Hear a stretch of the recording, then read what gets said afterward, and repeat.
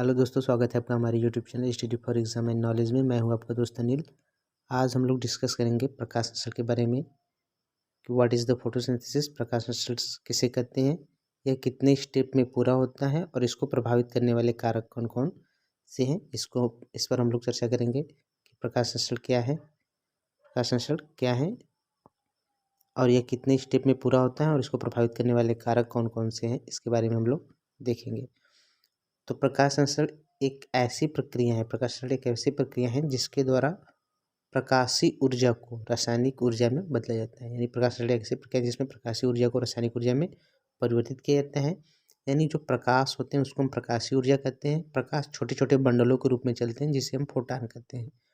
जब यह फोटान पत्ती पर गिरते हैं तो पत्ती के क्लोरोफिल के द्वारा अवशोषित कर लिए जाते हैं और पत्ती के क्लोरोफिल में प्रकाश संश्लेषण की प्रक्रिया होती है और प्रकाश संश्लेषण प्रक्रिया के द्वारा प्रकाशीय ऊर्जा को रासायनिक ऊर्जा में बदल दिया जाता है, यानी कार्बोहाइड्रेट का निर्माण हो जाता है।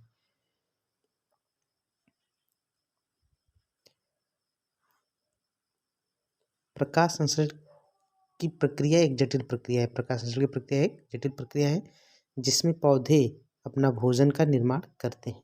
तो देखेंगे प्रकाश संश्लेषण की प्रक्रिया क्या है।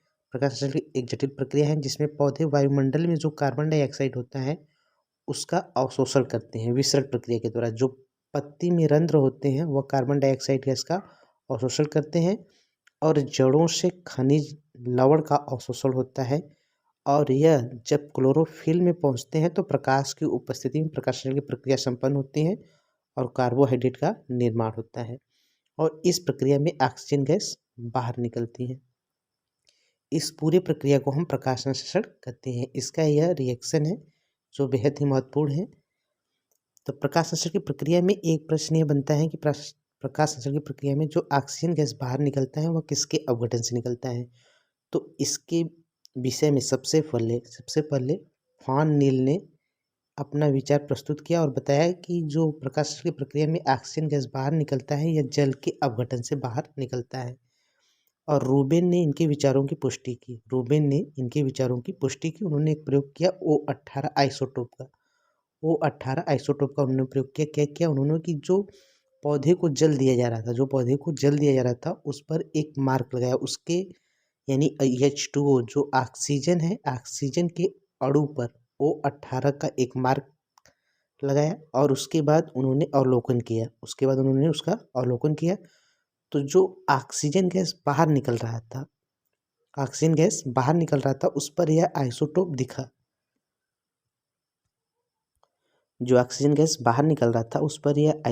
दिखा। तो इससे यह सिद्ध होता है कि प्रकाश संश्लेषण की प्रक्रिया में जो ऑक्सीजन गैस बाहर निकल रहा है वह जल के अवघटन से बाहर निकलता है, न कि कार्बन डाइऑक्साइड के। तो प्रश्न यह बेहद ही महत्वपूर्ण है कि प्रकाश संश्लेषण की प्रक्रिया में जो ऑक्सीजन गैस बाहर निकलता है किसके अवघटन से निकलता है, यह जल के अवघटन से निकलता है। सबसे पहले यह किसका विचार था, तो आप बताएंगे फॉन नील का यह विचार था कि जो प्रकाश संश्लेषण प्रक्रिया में ऑक्सीजन गैस बाहर निकलता है वह जल के अवघटन से निकलता है और इसकी पुष्टि रूबेन ने की। किसने की? रूबेन ने की। अब प्रकाश संश्लेषण की प्रक्रिया में दो अभिकारक कार्बन डाइऑक्साइड और पानी शामिल होते हैं। यह दो अभिकारक दो उत्पाद का निर्माण करते हैं, ऑक्सीजन और कार्बोहाइड्रेट ग्लूकोज का। इसलिए प्रकाश संश्लेषण प्रक्रिया को एंडोथर्मिक प्रतिक्रिया कहा जा सकता है या माना जा सकता है। प्रश्न यह पूछा जाता है कि प्रकाश संश्लेषण की प्रक्रिया को कौन सी अपक्रिया कहा जाता है, तो एंडोथर्मिक प्रतिक्रिया कहा जा सकता है। प्रकाश संश्लेषण की प्रक्रिया में जो ऑक्सीजन गैस का जो निकलने का दर है, यह जब प्रकाश की तीव्रता यानी दोपहर के समय जब प्रकाश की तीव्रता अधिक होती है तो ऑक्सीजन बहुत अधिक अमाउंट में बाहर निकलता है। सुबह और शाम के समय जितनी मात्रा में ऑक्सीजन गैस निकलता है उतना ऑक्सीजन पौधे श्वसन प्रक्रिया में उपयोग कर लेते हैं। सुबह और शाम के समय जितने अमाउंट में ऑक्सीजन गैस बाहर निकलेगा उसका उपयोग श्वसन प्रक्रिया में कर ली जाती है और श्वसन प्रक्रिया में जो कार्बन डाइऑक्साइड गैस निकलती है वह पौधे प्रकाश संश्लेषण में उपयोग कर लेते हैं। तो यानी वह बिंदु जिस समय बाहरी वातावरण से गैसों का आदान प्रदान न हो, यानी श्वसन प्रक्रिया के द्वारा जो कार्बन डाइऑक्साइड गैस निकल रही है वह प्रकाश संश्लेषण में उपयोग कर ली जाए, और प्रकाश संश्लेषण में जो ऑक्सीजन गैस बाहर निकल रहा है वह श्वसन प्रक्रिया में उपयोग कर लिया जाए। तो इस समय बाहरी वातावरण से गैसों का आदान प्रदान बिल्कुल ही नहीं होता, तो इसी को हम लोग कहते हैं संतुलन प्रकाश या कंपेंसन पॉइंट। यह प्रायः सुबह और शाम के समय होता है। जैसा कि आप देख रहे हैं फिगर में दिखाया गया है कि सूर्य के प्रकाश की उपस्थिति में जब सूर्य का प्रकाश पौधे के पत्ती पर पड़ता है तो पौधे का पत्ती जो होता है, कार्बन डाइऑक्साइड जो होता है पौधे के पत्ती में विसरण प्रक्रिया के द्वारा प्रवेश करता है, और खनिज लवण जड़ के द्वारा अवशोषित की जाती है। तो पत्ती की क्लोरोफिल में सूर्य के प्रकाश की उपस्थिति में प्रकाश संश्लेषण होता है और ग्लूकोज का निर्माण होता है और ऑक्सीजन गैस बाहर निकलती है। इसी को हम प्रकाश संश्लेषण कहते हैं। प्रकाश संश्लेषण की प्रक्रिया 2 स्टेप में पूरी होती है। एक प्रकाश संश्लेषण की प्रकाशीय अभिक्रिया और दूसरा अप्रकाशीय अभिक्रिया।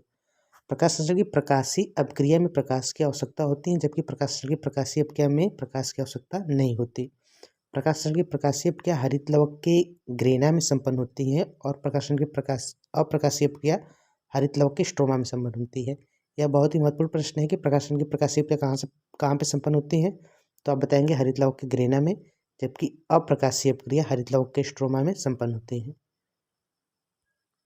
एक प्रश्न यह भी कई बार पूछा जाता है कि क्या प्रकाश संश्लेषण की प्रक्रिया केवल सूर्य के प्रकाश में संभव है या फिर आर्टिफिशियल लाइट में भी प्रकाश संश्लेषण की प्रक्रिया संभव हो सकती है।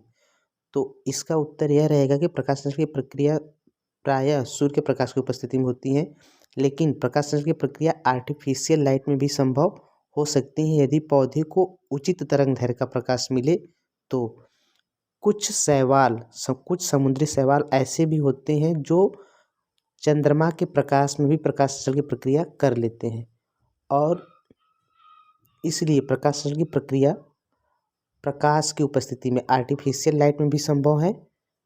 अगर पौधे को उचित तरंगदैर्घ्य का प्रकाश मिले तो प्रकाश संश्लेषण की प्रक्रिया आर्टिफिशियल लाइट में भी हो सकती है। जैसा कि बताया गया है कि प्रकाश संश्लेषण की प्रक्रिया 2 स्टेप में पूरा होते हैं, प्रकाश संश्लेषण की प्रकाशीय अभिक्रिया और अप्रकाशीय अभिक्रिया। तो यहाँ पे सबसे पहले हम डिस्कस करेंगे प्रकाश संश्लेषण की प्रकाशीय अभिक्रिया के बारे में। बहुत डिटेल से इसके बारे में हम लोग अध्ययन नहीं करेंगे। अगर आपको डिटेल से अध्ययन करना है इसका तो दूसरा वीडियो जो प्रकाश संश्लेषण की प्रकाशीय अभिक्रिया और अप्रकाशीय अभिक्रिया वह देख सकते हैं। तो प्रकाश संश्लेषण की प्रकाशीय अभिक्रिया के बारे में हम जानेंगे कि प्रकाशीय अभिक्रिया कितने स्टेप में पूरा होता है। अगर आपको पूरा डिटेल से अध्ययन करना है तो प्रकाश संश्लेषण की प्रकाशीय अभिक्रिया में एक डिटेल वीडियो बनाया गया है, उसको आप लोग देख सकते हैं। तो प्रकाश संश्लेषण की प्रकाशीय अभिक्रिया यह हरित लवक के ग्रेना में संपन्न होती है। सबसे पहले प्रकाश संश्लेषण की प्रकाशीय अभिक्रिया के लिए प्रकाश की आवश्यकता होती है। यह प्रश्न पूछा जाता है कि क्या प्रकाश संश्लेषण की प्रकाशीय अभिक्रिया के लिए प्रकाश अनिवार्य है। तो प्रकाश संश्लेषण की प्रकाशीय अभिक्रिया के लिए प्रकाश अनिवार्य है। प्रकाश संश्लेषण की प्रकाशीय अभिक्रिया में जब फोटान यानी जब प्रकाश जो होता है छोटे छोटे बंडलों के रूप में चलता है जिसे हम फोटान कहते हैं, जब फोटान परडहरिम पर गिरता है तो जब परडहरिम पर गिरता है तो परडहरिम से इलेक्ट्रॉन बाहर निकलते हैं।